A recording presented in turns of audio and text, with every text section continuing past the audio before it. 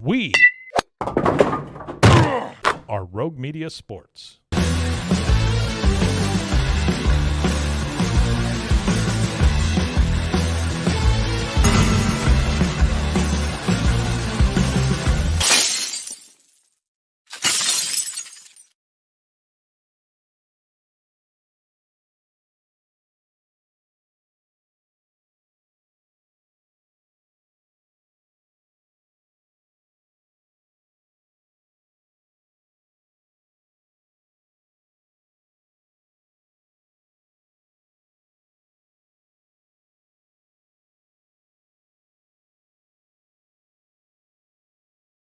Like week one or anything that has any kind of hype in the NFL, it seems to live up to it. That's not the case in like any other sport. But like this was a real good matchup to start the season, right? Defending champs, AFC Championship rematch. This is supposed to be the two powers of the AFC, and it turns out to be a fucking barn burner. On the other end of the AFC spectrum, the Patriots start on Sunday in Cincinnati, which I will remind the people again. The last time the Patriots opened the season in Cincinnati, they did win the Super Bowl. And they were also predicted to be a last place team that year as well. I'm just saying, 2001, there's really no other parallels to that team other than they were supposed to be a last place team and they're opening the season in Cincinnati. That's pretty much it, actually. Before I get to the Patriots preview, I did want to talk about that game last night. Talk about a finish, man. Woo. I'm getting close to being one of those fans who, when the Patriots aren't playing, I'm just tuning in the fourth quarter because that's all you needed last night. I mean, my gosh, what an end to that game. And Lamar Jackson, it's not a good day for the Lamar Jackson defenders, right? It's not. And of course, the goalposts have changed there, okay? He's a two-time MVP. You can't say he's not good. But for those who say he still needs to improve his accuracy to take his team to the next level, it was a good night for them last night because you saw it, man. At the goal line, he engineers a pretty good drive to get down there, down 7, 15 seconds left or whatever it was. Oh, actually, it wasn't. It was about 30 seconds left. And they could clock it. He's getting everyone to the line. They could clock it at about 30 to 25 seconds. And instead, they run a play that runs all the way down to 10 seconds. And Lamar misses a wide open guy in the corner of the end zone, leads him out of bounds. It was likely. And they talk with Collinsworth about it, and they say, Chris, would you have just clocked it there and stopped the clock? And he's like, yeah, well, you could have, but then you use a play there. You're using a play anyway. And I'm like, that's true, but you're down a touchdown. So you're using all 4 downs anyway. So yes, you still use a play, but you also save like 15 seconds. Like that took so long to develop. And then they got to go to the line with a stopped clock at 10 seconds left, knowing they've got 2 plays. And any MVP quarterback should be able to handle that. Don't get me wrong, but you could have also been doing, 2 or 3 plays, 3 downs with 17 seconds left. Anyway, 10 seconds. They got Zay Flowers wide open in the back of the end zone, and Lamar just completely misses him. He's on the run, but barely, and he misses him by 5 or 6 yards, man. Like it wasn't even close to a play that Zay Flowers could have made in the back of the end zone. So now you come down to one play with 5 seconds left, and then Lamar puts it in, I guess, almost the perfect spot for likely again, and it's just that toe out of bounds, man. Golly. The bitter Patriots fan in me remembered 2 games in the last 6 or 7 years that the Patriots could have won if the refs had made the right call like they did in the game last night. I think back to that Raiders game, which has the most like improbable ending to an NFL game I've ever seen. One of the most incompetent endings I've ever seen from a team, with the Jacoby Myers throwback and Chandler Jones scoring the game-winning touchdown. That was pathetic. But what people forget is the Raiders scored. They tied it up with this ridiculous missed call, and the guy was clearly had his foot out of bounds in the end zone. They went to review. I could not believe they upheld the call. So that was one. The second one, if they had made the right call like they did in the game last night, it would have taken a touchdown off the board for the Eagles in Super Bowl 52. It was the Corey Clement one. It was never in bounds, man. Like, it was clear as day. We have still images of it still, and the video proves he's clearly, his toes are out of bounds when he makes that catch. And whatever. I mean, the Patriots won the next year's Super Bowl, so it's kind of whatever. But yeah, that is one taken off the board. And we are talking then, if they call that one correctly, we are talking about, and they missed some other calls in that game too that would have taken touchdowns off the board. But if that gets called correctly, we are not talking about the Chiefs going for the first three-peat in NFL history. The Patriots would have had that. And they've got more Super Bowls than anybody in the history of the league. So we shut that door so Pete wouldn't knock, but Pete is here. And so, look, I'm not going to get bitter about that. They made the right call, but what a fantastic game. And now you're going to have 1:00 Eastern, Patriots, Bengals, one of the worst teams in the AFC versus a prove-it team in the Bengals, and it's only 7.5. You don't get crazy lines like you do in college football in the NFL, but 7.5 for week one. The Bengals at home are the favorites, obviously. And is there signs for optimism for this week one for the Patriots? It's a stretch, but you could say. Ja'Marr Chase, limited in practice on Wednesday. I don't know if he's even going to play. He's holding out. Like, is he even going to play week one? Still have not heard any official word on that on this Friday morning. Joe Burrow, love him. Good quarterback. Hadn't played in a while. A lot of rust there. I mean, we remember that Patriots team with Brady coming off the ACL injury in 2009. It was probably the worst Patriots team that Brady played on, right up there with the 2002 team. And they just never quite got things right. Remember, they almost lost to Buffalo in week one. Of course, Brady then scored twice in the last 5 minutes, but it took a while to knock that rust off.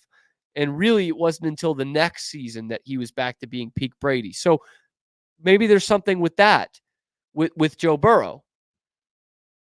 The detractor to that is he did have an ACL injury in the NFL before, and the next year he went to the Super Bowl. So there is that. I think Cincinnati is back. I think Cincinnati is back to being amongst the AFC's elite. I don't see a world where they're not kind of in the hunt here. I don't know, Zach, if you see anything different. I think Burrow. I think they're going to get this Chase thing figured out even if he's not playing week one. And I think Burrow goes back to being Joe Burrow. I think he's in that elite class. Yeah. I know it's a short sample size versus some of the other guys, but true. I don't think that he's given, or at least me, reason to think that like we're in for the downfall of Joe Burrow anytime soon. I don't think so. No. And you want to talk AFC contenders? It's obvious. I mean, I don't even think of the Chiefs as a contender. They're beyond that. They are the They are the favorite. Baltimore, obviously. You throw in a couple of these East teams. I don't think Buffalo's the same team. I think Buffalo's window has closed. I said that last year, and I was right. they are. I think it's done, especially with all they've lost in this offseason. Miami, we're in a believe it when I see it mode with Miami. They've got all the talent in the world. They did last year, and they kind of shit down their leg towards the end of the season. And end up having to play wild card weekend on the road in Kansas City, and it wasn't a pretty sight. So, yeah, Miami on paper should win this division, but it's a believe it when I see it. And I guess you could say the same thing about the Jets. The Jets intrigued the hell out of me this year, Zach. Like I think they're good. They're talking Super Bowl with the Jets. See, I remember watching Hard Knocks last year. And seeing like the pieces that they had, obviously, you can watch and think like, all right, if that develops, like, a guy like Sauce Gardner is obviously great, but like the defense as a whole for the Jets is pretty solid. I still can't, and I don't know if it's just me living through all those Jets teams before. I'm never going to be like, oh yeah, no, they're a Super Bowl contender team. until I see them actually, go out there and show me. Because even those Rex Ryan teams, like, what was the defense? Because it wasn't Mark Sanchez, but they never felt like when they would tell you each year, like, oh yeah, this is the year they're finally going to get past the AFC Championship game. No, it wasn't. There's always some sort of hurdle for the Jets, it seems like. And I mean, for all we know, Aaron Rodgers could go out and tear his Achilles again hurt himself again on Monday Night Football to open the season again. It would be Jets luck, but I'm not ready to, as Danny Green said, crown them until I see them actually, do something. Yeah. Dennis Green, sorry. Danny Green, Tar Heel triple. Yeah. Yeah. I mean, like, stop me if you've heard this one before in the last 10 or 12 years. The Jets have a very good defense. Like, how many times do we hear that? It doesn't come together because they couldn't figure out quarterback. And now the Jets fans are screaming at the computer right now, but we have figured out quarterback. We have a top 5 quarterback of all time on the team. They are right. He's 40 years old and he's coming off an Achilles injury, but you have a top 5 quarterback of all time potentially on your team. There's not an insurance policy there for me. I'm sorry. This is a very good Jets team on paper. Like, don't get me wrong. In fact, if we're just going off the roster, I might like them to win this division. I think it's a better defense than Miami. I think Miami got worse on that side of the ball. So I should be picking the Jets, but I don't know. Like, yeah, would it be crazy if Aaron Rodgers has some major injury again? It would be memeable as hell. Like, it would be all over social media and it would be funny. Is it likely? I don't want to say likely, but it's possible. The guy's 40 years old. There's like one player ever we saw go past 40 without a real injury, and that was Brady. Like, we have one example ever of that. So all that to say, the contenders for me, Kansas City, of course, Baltimore, and then Cincinnati, I think, can slot in right there. I think there's question marks for Miami and the Jets that are bigger question marks to me than what Cincinnati has. If Joe Burrow and Jamar Chase are out there healthy, that's a very good football team with experience, one that has played in the Super Bowl, one that has won the AFC Championship on the road in Kansas City. But if you're a Patriots fan looking at this week 1, there's some hope there because of that, because Jamar Chase might not play, because Joe Burrow might have a ton of rust. There's something there. But I think this Patriots team is the worst in the conference, if we're being totally honest. And the guys I'm looking at this weekend, from a Patriots standpoint, defensively, I'm looking at a couple second-year guys. And like, I'm looking at them in the sense of, if they play well this season, that could change the outlook of what they can do. Because I think this is a pretty solid Patriots defense, but what was a top 5 or 6 defense last year loses its best pass rusher, Matthew Judon, who again didn't play a lot of the year last year, but you're now not as good at that position. And I love Keon White, the second-year guy out of Georgia Tech. Would love the flashes he showed last year. More of a specialist out there. I think he's going to be close to an every down guy out there in 2024. And you don't have the protection of Matthew Judon lining up in the 5 on the other side, and you don't have Christian Barmore in the middle. That is a big loss for the Patriots. And I'm seeing some reports of like, oh, wow, Christian Barmore might not play this year. He's not playing this year. He's not playing this year.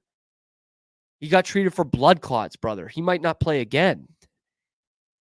Like, I don't expect 90 to be on the field whatsoever this year. And of course, you got Elliott Wolf out today saying, we're not tanking. Tanking's cheating the system, cheating the game, cheating the integrity. I mean, what's he supposed to say? They're not going to come out there and say they're going to tank.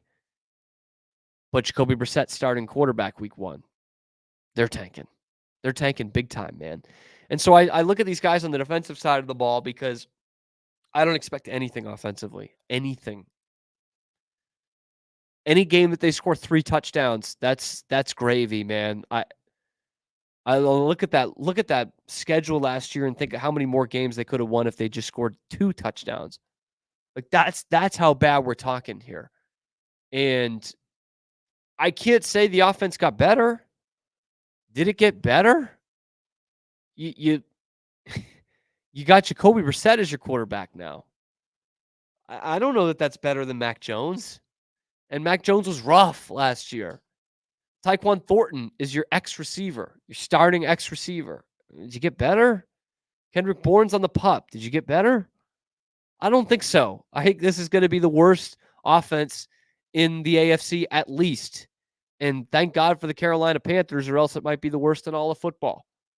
And that line, did that get better? No. No way. It was pretty bad last year, and it got worse coming into this year on paper. So, cause for any kind of hope Sunday, your hope could be that Joe Burrow is rusty and Jamar Chase might not play. But that's what we're looking at here. In fact, I look at this whole first month for the Patriots, and it's pretty tough for me to find a win. I'm not going to lie to you guys. I mean, this one, we could be looking at week 1. We could be looking at them playing a team that goes on to the AFC Championship game. Wouldn't shock me in the slightest if that was the case. Last time Burrow was truly out there and fully healthy and his team was fully healthy, they went to the Super Bowl. And the next year they did beat the Patriots again. So week 1, I think that's a loss. Week 2, home against Seattle, okay. Bit more of a chance, I'd say. But Seattle almost made the playoffs last year. They're a team that refuses to tank, actually. And maybe this is the year they finally do it, but that's a toss-up to me. At the Jets on Thursday Night Football, that's a loss. At the 49ers, that's a loss. Home against Miami, they refuse to beat Miami ever. That's a loss. Home against the Texans, that's a loss. Road against Jacksonville, road, it's in Europe. That's probably a loss. Home against the Jets, Jets are a better team. That's probably a loss. At Tennessee, toss it up, baby. That could be a win. That could be a win. Tennessee ain't going anywhere. Will Levis? He drinks his coffee with mayo. That's all you need to know. A fucking loser. That I can't believe they're hitching their wagon to him. I really can't. So, I mean, he's a nobody. So that's the one I'm feeling the best about right now, Zach. That game is on November 3rd. They're gonna get a win before November. They probably 3rd. will. I mean, they'll that Jacksonville game, I think, is more of a toss-up. Yeah, Jacksonville's never as good as people think they are. That's a good point. I'm no obviously Houston is the best team in that division. There's still some people out there buying in Jacksonville and Trevor Lawrence and but I'll say, even as like a Texans fan, that division always splits with one another, no matter how good somebody's supposed to be. So it's a division full of teams that shouldn't lose games that they do. So the 3 teams you listed, while you can say, and I would, as a Texans fan, not to rub it in, would think the Houston's a better team. They still have knack. I mean, before D'Amico got there, of not always playing up to competition. So bottom line is we're at November 3rd, and I can optimistically see 3 wins. November 3rd, man. Then the next week they're at Chicago. Chicago's a decent team. I don't think they're as good as some people think they. I'm hearing people. I was talking to what is probably my future brother-in-law a couple weeks ago. He's from Chicago, but doesn't follow it too much. And he says, "What do you think about the Bears this year? They made some big moves." And I was like, "Yeah, I think they're going to be a 500 team. You can't be 500 anymore in 17, but you know what I mean? 8-9, 9-8. I think that'll be a good season." He's like, "Really? Only that?" I'm hearing people saying they're going to win 10, 11 games. Yeah. I'm like, that's a huge jump. I have a friend who's a big Bears fan who I just made the comment when talking about football of, man, I think we have the best wide receiving core in the NFL now with Diggs and all that. And he was like, no, we have it in Chicago. And I was like, what? That's I think a bridge too far. They're drinking the Caleb Williams water. Brought in 2 very exciting guys. Or Kool-Aid, I guess. In Caleb Williams and Rome Odunze, but they are both rookies. By the way, did you hear what Bill Belichick said about Caleb Williams? Uh-huh. So he did his Inside the NFL thing last night. It was the first one. I caught some of it. And for the most part, it's kind of what I expected. I mean, Belichick's kind of being muted, but there was 1 or 2 times where he actually spoke his mind that I was like, if we could get this Belichick, he could be a TV superstar. I know that's not necessarily what he wants to be. He wants to coach again, but he could be a superstar on TV. And so it was him and Ocho Cinco and Chris Long. And that is a ragtag group of guys. What the annoying guy used to play for the Steelers, the cornerback. The cornerback. Not Clark. Clark. He was I a gonna say, safety, it's not wasn't like he? Taylor. Yeah, okay. Defensive back. Sorry. Ryan Clark is on there. And they're talking about Caleb Williams. And Belichick's kind of like, I don't know. He was going up against 2 defenses and vanilla defense. Well, and so Ryan Clark goes, so you're saying we're drinking the Caleb Williams Kool-Aid a little bit here. Like we're overhyping him for just being accurate in the preseason. And he's like, well, he wasn't accurate. He was 10 of 20. That's not accurate. And I was like, yeah, man. That's like that subtle little, if we just get that, if we get Belichick honesty, man, he could be great at this. Yeah, no. And everyone's laughing because they're just like, they're buying into like a producer storyline. Caleb Williams is good. We got to talk about that. And Belichick's like, he's not that good. No, I appreciate that because after those games, ESPN was all over like, oh, he went 7 for 16 for 76 yards. It's like, it's the preseason. That's cool. Like I don't want to be a hater, but if I'll ride on the same opinion than if I don't feel as much of a hater as Belichick feels the same way though. Dude, it was great. It was a great moment, but then he was back to like, he quiet made some and highlight plays. And and I'm just like, Bill, we need to unleash Bill. Once he figures out he's like, if this happens, because I think he could get a coaching job next year, but once there's a realization in him that he's not going to get a coaching job and he just cuts it loose, we're going to get a great Bill Belichick. I also love when generational quarterbacks or those who are touted as generational quarterbacks don't succeed. It's a Schadenfreude. It's a very cynical thing that I do. I don't even have anything against Caleb Williams. Had nothing against Trevor Lawrence either. But it's kind of funny when these can't miss guys can miss. Joe Burrow being an exception there. Anyway, I have the Patriots losing on Sunday. Is that crazy? Isn't that so nuts? Dan Hurley gets the win. Dan Hurley is apparently a huge Bengals fan. Anyway, we're going to talk guys naming dudes, and we're going to talk to Pete Souza. All that and more coming up on The Cam Show, powered by Rogue Media Sports Network.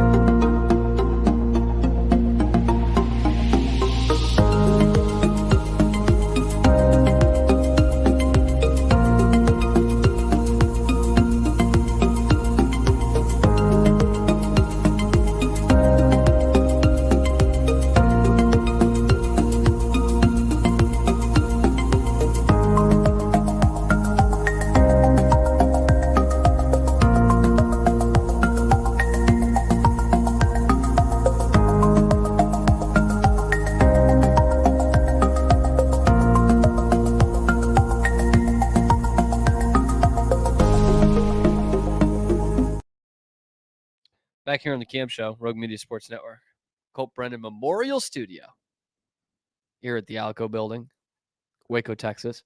And we're talking guys naming dudes. We are mentioning the players that only the streets remember. It is a way to go back in time and give the appreciation, give the due to their guys who wouldn't normally get it. These guys aren't in the Hall of Fame. They're usually not close to the Hall of Fame. They had a little flash in the pan. Well, okay. They deserve that recognition. Then maybe I should go. Maybe I should go to Guy. That, Zach? Maybe I should go with Guy too. Then I had two dudes that I picked out. Well, I want to ask a real quick question before you get into that. Yeah. Because I was going to ask this with Pete, but I remembered that Pete's fandom is all over the place, so I don't know if I could do it. Okay. But I was asked last night by my lovely and very intelligent girlfriend. She said, if you could play for any NHL team that's not the Bruins, like just dream world, you're playing in the NHL, what would that team be? And I took the taxes out of it because taxes is a big thing for NHL now. Yeah. So I'm taking the taxes out of it and I'm taking the ownership out of it. Okay. Just because there could be good teams out there with good fan bases that have shitty owners, and I'm taking that 100%. Part out of it. Okay. So your team that would be off the list is the Senators. That's your team. Yeah. Who would you play for? So I was thinking about that too, and I was telling. I did ask you this a few hours ago. You ago. did, and I was thinking that I want somebody with like. I wouldn't honestly probably want to play for my team. Obviously, it is my team, but I would like somebody with like a history and like just I felt like we could compete. And oddly enough, the Bruins are one of the teams that popped into my head. Baby, yeah. But I thought of somebody, USA. Or if I could play for somewhere in Canada, like for one of like the Canadians, or I don't know, like just I want a team with history. Maybe the Maple Leafs.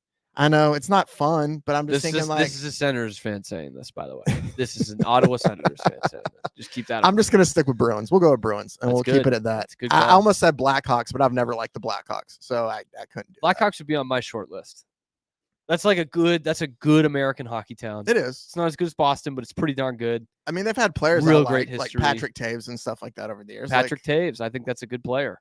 Yeah. You combine the best of Patrick Kane and Jonathan Taves. Dang it, I've done that to make one super player. Hey, but they were both Blackhawks, so you sound like a politician. I am. I've been on the trail too long, like shaking babies and kissing hands. That I'm just messing up all the names. Classic Boston politician, especially like. Let's pretend. I'm not saying you're pretending, but he's like, let's pretend I'm a sports fan. It will get some votes. Like the longtime mayor of Boston, Mumbles Menino, talking about that Patriots' first Super Bowl victory when Veritek split the uprights. Did he like toss it up? And when the Celtics came back and won in 2008 with KJ and Hondo. Fucking moron. Oh man. Okay. Who were the I other have ones? had a day like that though. I did it with Denny Green. I did it with yeah, you've had a day so far, man. I think it was John Kerry who said his favorite Red Sox was Manny Ortiz. Yeah, I think you're right. Golly, man. Like just don't even pretend, man. It's okay that you're not a sports fan. It's okay. Whose vote are you gaining for that? Oh man. That's funny shit. Anyway, all right.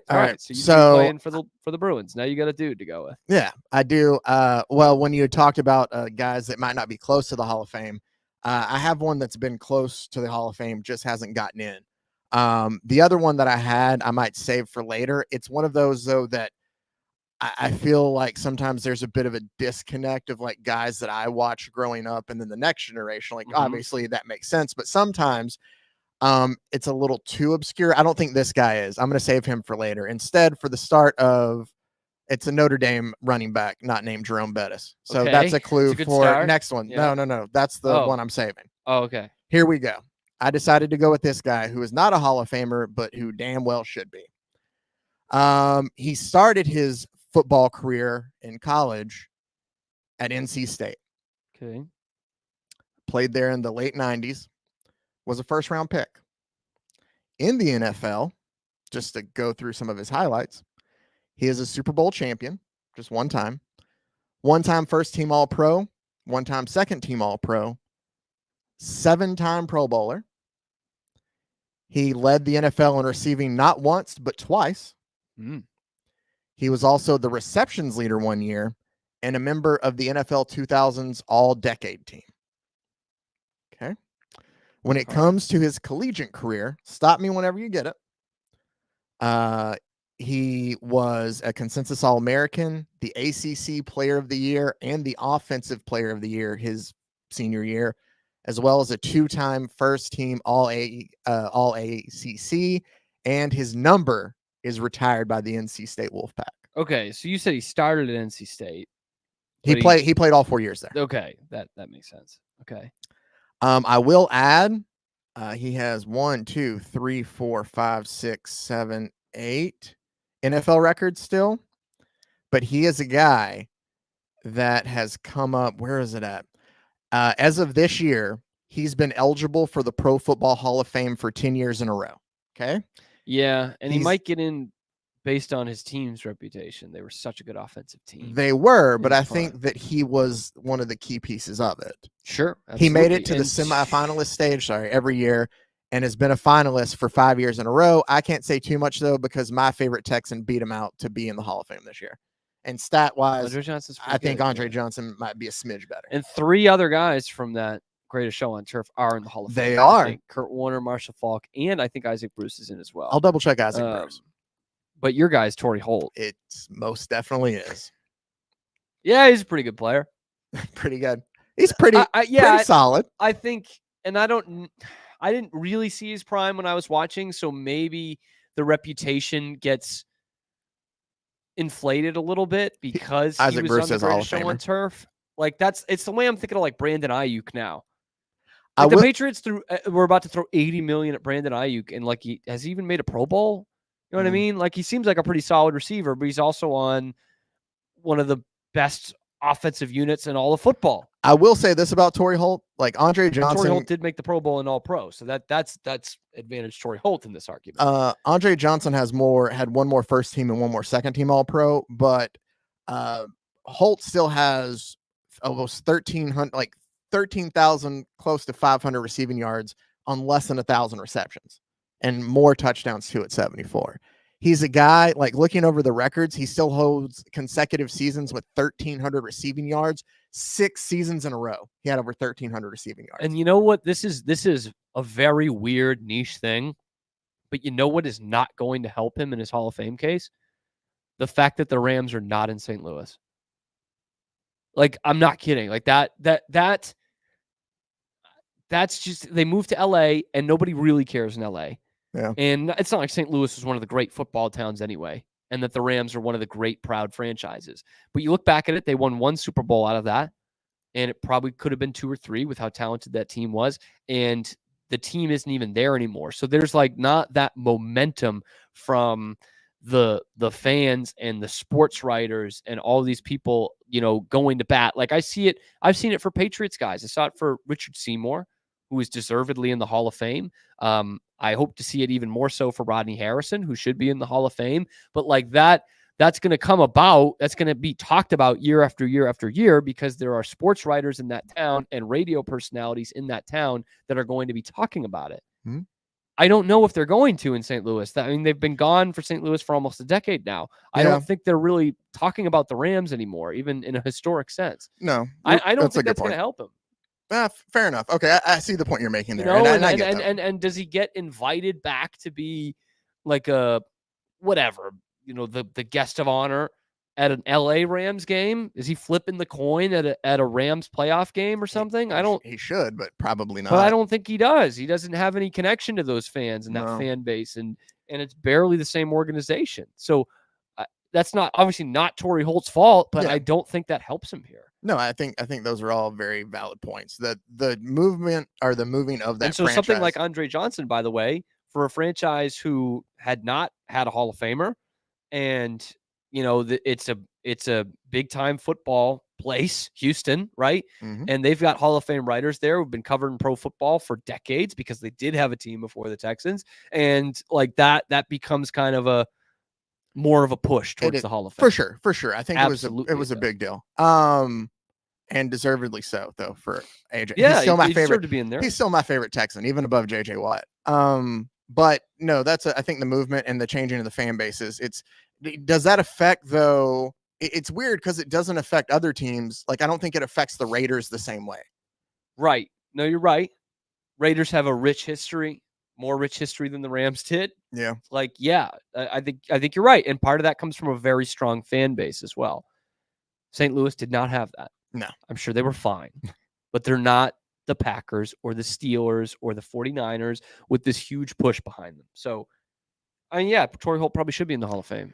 I'd like to see Rodney Harrison get in. Yeah, well, And Mike Vrabel. Reggie Wayne and Steve Smith are probably still above him, I think, in receivers that should get in. I don't know if they can, at least just stats wise.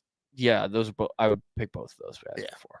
But I think Torrey Holt still a dude for sure, because I can tell you I despised the Greatest Show on Turf as a kid watching them play, just because they were always so good.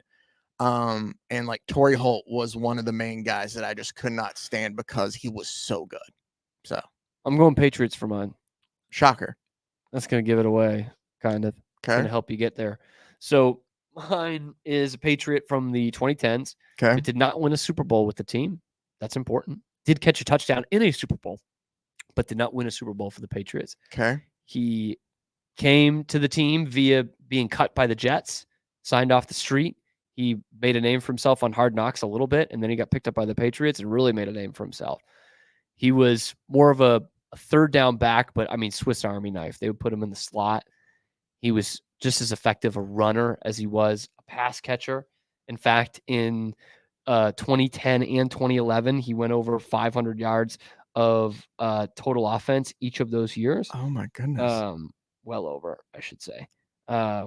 He went for at least 300 yards on the ground in all three of his seasons with the Patriots. And in the first one in 2010, he had 550 yards on the ground and 379 yards through the air. So, I mean, we're talking almost 1,000 all-purpose yards there.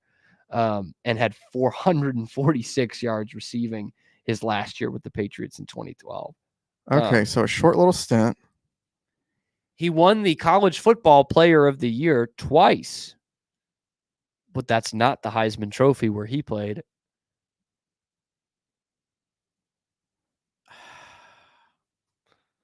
My goodness. Okay, so there's a different Heisman Trophy winner for the college he played at.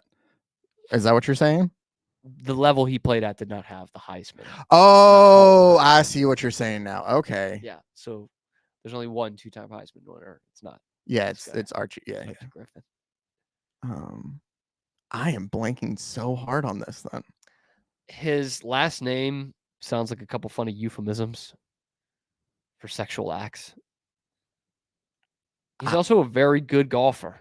I am blanking hardcore. He I reached feel the like final Braden, qualifying round of the U.S. Open. Good for him. I feel like Braden not being able to get this. This is just really not my day.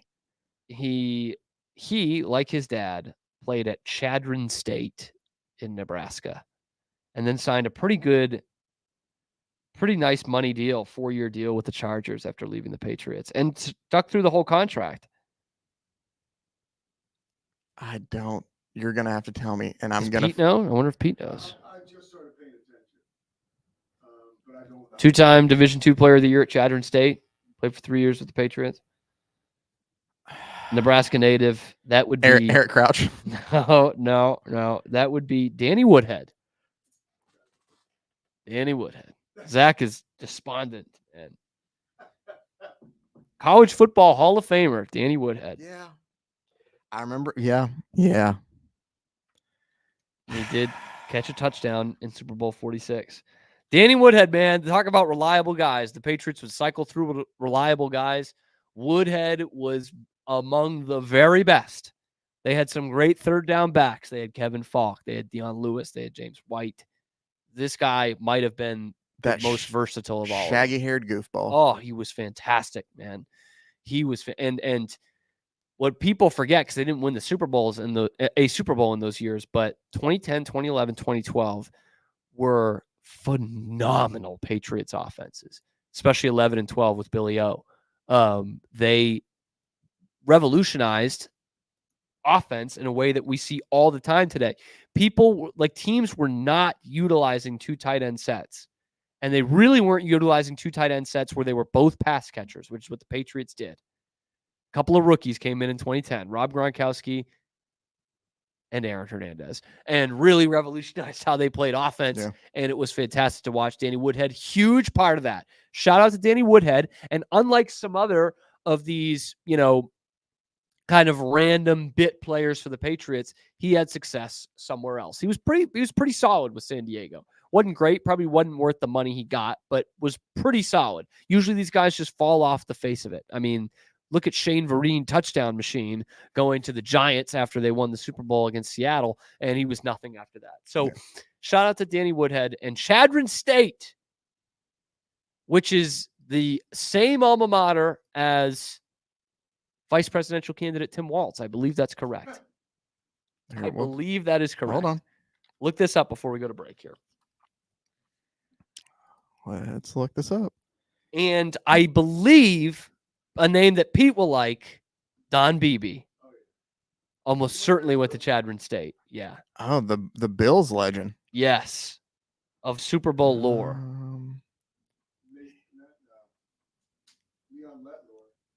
Yeah, because that's who chased him down and stripped him. Wikipedia. Hold on. Wikipedia says that he moved to Texas and took courses at the University of Houston. Who did? Tim Walz? Yeah, that's 84. Hold on. I'm just going to go to Chadron State, notable alumni. Oh, Don there we are. Beebe. Yep. He has he Tim went Walz. there in Minnesota State. He did go to Chadron State. You were correct. I just had to find it. As well as the governor of American Samoa. They all went to Chadron State, baby. How about that? Athletics. Two governors The of America. Eagles. Whoa. The From Eagles. from 2003 to 2021, there were two governors of American Samoa. They both went to Chadron State. They did. What is the weird. connection there? What the hell? Uh, What's going on at Chadron State? Nebraska, man. Oh, Larry Riley. There you go. All right. Well, I think that's all we need on this guy's Former naming dudes. Warriors GM. We're going to talk to Pete Souza coming up next on The Cam Show, powered by Rogue Media Sports Network.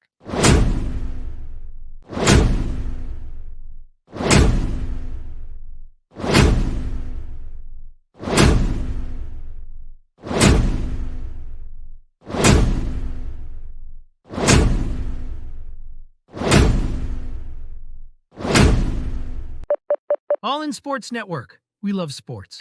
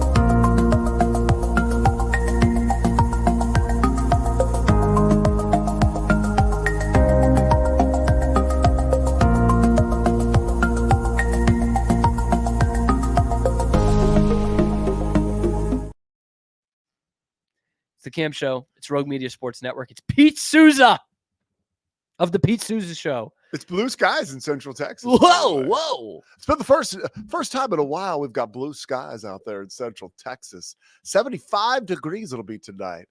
with Why a didn't you stiff why didn't wind. you ever do this as an anchor? I did. No, just- I listened to you anchor. Bro, You sounded normal.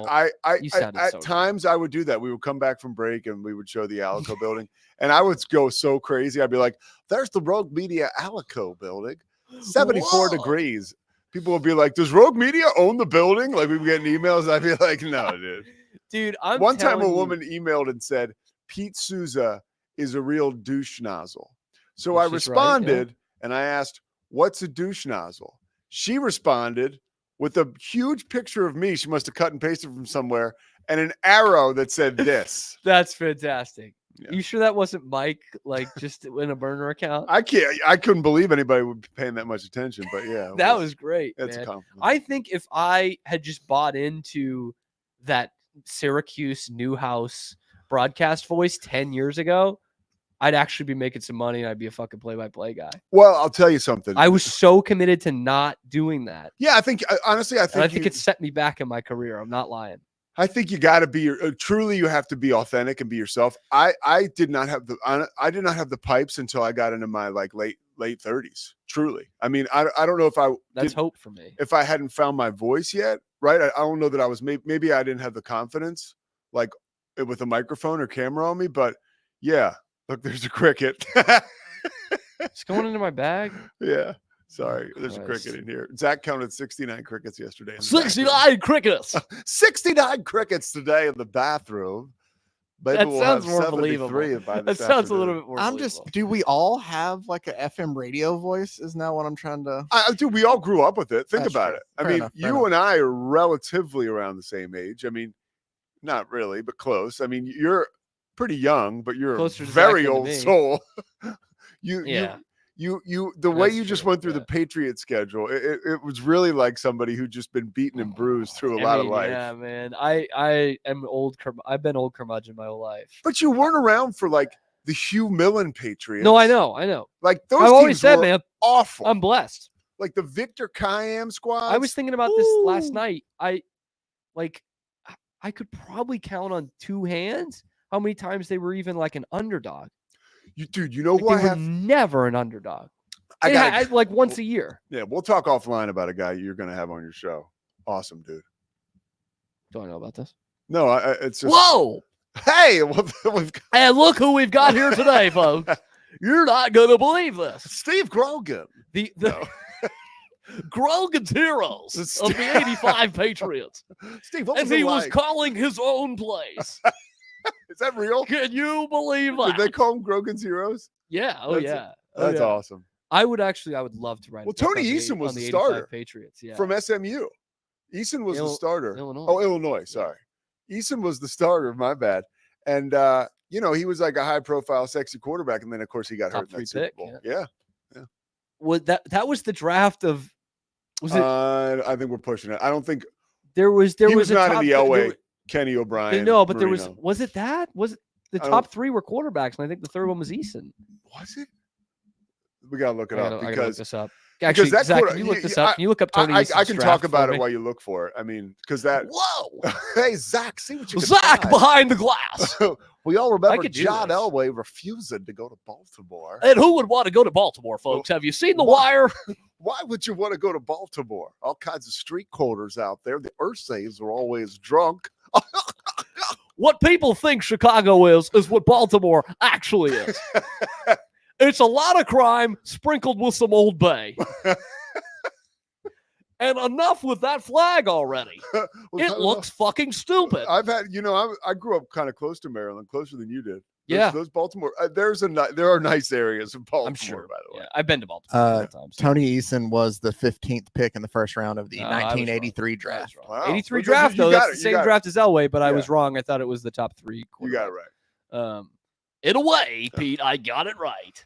I Close could do enough. this, man. I could do this the whole time. You could, but now there's no need for that guy. He anymore. he was QB number 4 taken off the board. He was the pick right after Jim Kelly. Really? Kelly's 14th to the Bills. Todd Blackledge was 7th to the Chiefs, and then Blackledge. LA was first to the What a Colts. draft, man. And what a Marino was draft. like 23rd. Yeah. Well, you know the story about That's nuts. Do you know it was a complete bullshit rumor that people thought he had a cocaine problem, and it wasn't true, and that's why he plummeted in the draft. No, actually, sorry, Marino was 27th. Ken O'Brien was taken by the Jets at 24 before Yeah. Marino. Ken Who, by O'Brien the would've way, been was better not than terrible. Eason. Cal Davis. Yeah. I mean, Eason was fine. He wasn't. Ken O'Brien was better, probably. Yeah. Well, I mean, Well, better Pete, career. You came into the show yesterday Yeah. and you were talking all about Hope Solo. 2 What a days. day. 2 days ago, to be exact. Yeah, you're all on this Hope Solo thing. You're like, you got to watch this Hope Solo. You're gonna think about her differently. I sit here today on Friday. I think about her no different. Maybe even worse. Like, okay, so you talked about the childhood thing. She had Yeah. a tough childhood. Dude. Like of that, there is no question. And it's almost one of those where you're like, no wonder this person's fucked up. You know what I mean? Like, Yeah. I get that. But my God, I watched this documentary. I'm high watching it, and I'm texting you at 10:30 at night. Which I was texting you And back. I'm like, I had to pause it. Like after every time she was on screen, more than like 30 seconds, I was like, what is this? Like, what is she going for? She's trying to play a character. I know she's man. not, She's though. the most dramatic person I've ever seen. Yeah. Like, Well, I think that was it's probably like the situation. AI wrote this, man. I think that was probably the situation with her teammates. They were like, enough Hope. You know, Oh like my just God, like, enough already. I couldn't imagine being around someone like that every day. Yeah. And so that's where it makes the most sense, where you look at her, like she's probably thinking, okay, you know, I regret, well, I don't know if she regrets saying the thing about Bryce Curry Yeah. after the 07 World Cup, but she's like, I'm sure she has defenses for everything else. Like this is what we talked about. It's really an accountability There's no thing. kind of, what about what? Because she's like, yeah, I said this terrible thing about my teammate, and like no one in sports should do that. And I really threw my teammates under the bus in a really bad moment. But then they left me here. Do you And believe it's- that they left her in I China? don't. I think there's more to that story. Yeah, for sure. Like And you don't just leave someone from. You don't just. hey, we're gonna meet at the airport at 9, and the plane actually takes off at 8. Like I don't think that happened. I was, but that's what it speaks to your like drama. Oh know, my God! like, and she she could and be she a- talks about becoming a celebrity. Yeah, dude, she Which- was a megawatt. Well, I was going to celebrity say it for- was for- accurate for a soccer player. Like, Yeah. she was a pretty big time celebrity, and it was Yeah. the name, and she was pretty, and Yeah, she's like, she was one of the best soccer players of all time. I think that is why all time might be a little bit of a stretch, but I think her ability is why there was so much wiggle room for her, and you know she was given as much Sure. grace as she was. but she's like, I kind of become this celebrity overnight, and I'm out at parties. You wouldn't believe the celebrities I partied with, and What about her you husband? know, it led to some things, and I probably drank too much wine. And, you know, Hollywood just isn't the glitz and glam that you might think. I'm like, shut the fuck up, man. Like, shut up. I was not like that, by the way. I couldn't get enough. I am like low key, We like get it. Hollywood isn't all sunshine and rainbows. In But- fact, you probably got it much better than most did in Hollywood. You're a fucking soccer but see, player. I if I'm being honest, I'm a sucker. Like Hope Solo could sit across from me and maybe convince me to rob a bank in 5 minutes. I I'm think just- she probably has that kind of powers because she keeps getting this coverage. She Yeah. got this documentary. Yeah, I mean, again, She's a compelling subject. very much so. I think you're Just dramatic I as think hell, you're man. Like, dramatically calm down. underrating her whatchamacallit, her childhood. Her Like, upbringing. Yeah, it's her tough. upbringing, It's like- tough. Like man. that makes people do things far worse than what she's done. But I feel we see it a lot in sports. Like there's plenty of rags to riches stories where the people are at least like level headed. They're at Sure. least normal. I did think it was a good point they brought up. Someone brought up in there of like the national team. That's where the upbringing becomes paramount because soccer in this country is kind of a rich suburban sport Yeah. Okay. versus what it is in other countries. So yeah, her upbringing on that team is very very much different from the rest of that team. I Very can get much. behind that. Yeah. But yeah, I've seen plenty of rags to riches people that aren't like fucking crazy like that. They're not trying to play a part. They're not Well, and AI that's- generated. That it goes back to your last point, or your point a couple of days ago. Is what are your thoughts on these untold documentaries? Like as a series, as a collective, like what do you think about them? Most of them leave me wanting more. Mhm. Most of them. Tim I did- Donahue one was the best one. I did just follow. I thought the Danbury Trashers one was the best. I gotta watch It's that. I haven't great. seen it, It's so I great can't because say. that was actually like a story most people didn't know, and it's like something out of a movie. And they got some great subjects for that. Anyway, that's the one who the kid, like the 24-year-old kid, is owning a minor league hockey team because his dad's a mob boss. It's insane. In Jersey, it's like The Sopranos. It's like if The Sopranos owned a hockey team. I just finished the Connor Stallions one. Did you watch that one? Oh yeah. And I will say, if I'm being totally fair, Connor Stallions ain't all that much different from Hope Solo. No In- accountability. In not even necessarily that, but wanting to be a celebrity. No matter what he says, he kept showing up to Michigan games. Yeah, that after was sort of and like would appear in the Portnoy pizza reviews, and like he wanted some of that celebrity, and Yeah. you could tell he loved doing that. That untold. Well, dude, the documentary. This happened last year. Yeah, That's pretty quick turnaround that for a is, documentary. and clearly they had their cameras with him at the national championship. so game. at some point last So this was fall, in the works. yes, Absolutely, They were like, "Hey, right you want away. to do this?" And he was like, "Right away." Sure. Where most people, you see them in a situation like that, step away, take a breath, get better advice from people. Clearly, Yeah. he did not. But I don't know how much money he got either. But And it's like he was this mysterious figure last year when all this was breaking out, and now he's not. no. He's not a mysterious figure whatsoever. And he absolutely was on that Central Michigan sideline. Oh, 1000%. he doesn't admit it though. But Portnoy No, says he told. Portnoy him. said, "Yeah, Yeah. Portnoy's awesome. You met Portnoy pretty early. We're gonna run out of time, but I you've met known Dave Portnoy for a long time." when he was young and I was young, and he always kind of had some it factor. He was just you could tell he was a special, like charismatic dude. Specials, right? Yeah. Specials, right? Pete Souza, thanks so much for joining. Oh, before we get you out of here, what's your game tomorrow? My game is UNT Stephen F. Austin. Oh, 6:30 Central, 7:30 Eastern time. Watch the game for Chandler Morris. He is super. And maybe He catch played the last column. week like Brett Favre against a South Alabama team that really they won a bowl last year. They weren't terrible, so I'm pumped to watch him. and I think UNT is the only college team ever to name their mascot after one of their former players. I don't know if that's altogether. They are true. the Mean Green for Mean Joe Green. I think that's 100% true.